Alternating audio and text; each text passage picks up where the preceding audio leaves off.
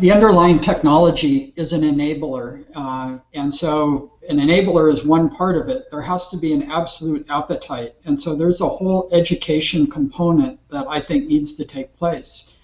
People, in many respects, have been serving banks as opposed to banks serving people, and so I think that there is. I understand, and obviously we want to mitigate the need to understand bank complexity and bank rules, but people should fundamentally understand that their money is being used on projects that may be completely against their values. And so a lot of the ideas that have been set forth by Bruce and earlier pioneers, Amy Dominy in terms of socially responsible investing, and Alice Tepper Marlin and John Tepper Marlin, are about essentially connecting how business behaves with their financial statements. And so, I mean, we could talk about these things, we can, I think that there's certainly compelling things. I think that there are great ideas around the infusion of compassion and sustainability, but ultimately what makes the only thing at the end of the day,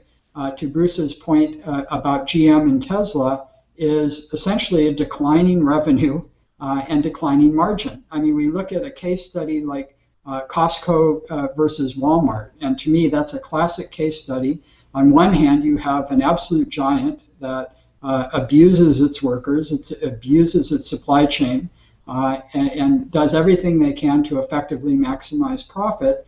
On the other hand, you have an entity that actually treats its workforce well, has a very different business model, and has also experienced success to the point where Walmart has to be concerned at this point. And so the way we make TARP banks like Bank of America and Wells Fargo and other institutions that have operated in a predatory manner to take note is as we start providing the enabling technology and information so that people have the transparency and accountability with respect to what's happening with their money. This is their money. This is our money as a society, whether it's coming from the Federal Reserve or whether it's coming from those of us that are fortunate to effectively be investors. It's our money.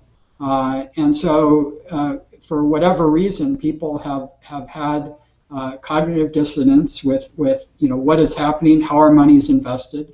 I think we've all seen this. I've gone out begging for venture capital and have talked to a lot of progressive investors who at the end of the day want the best return on investment. They want the ROI, and so that if their portfolio includes ExxonMobil, they at the end of the year they'll basically send a contribution into Doctors Without Borders for $5,000, and the world is okay again. But we need to cure that. We need to align people's use of capital and understanding of the empowerment, whether it be a bank transaction or a consumer transaction, we're perpetuating a set of behaviors, and we do now have the technology in order to expose what those behaviors are. And so I do agree with Brett and a lot of the other opinion that's been expressed. It's data and easy, accessible, readily visible data that will effectively start making the connection and start making this significant in all of our financial transactions.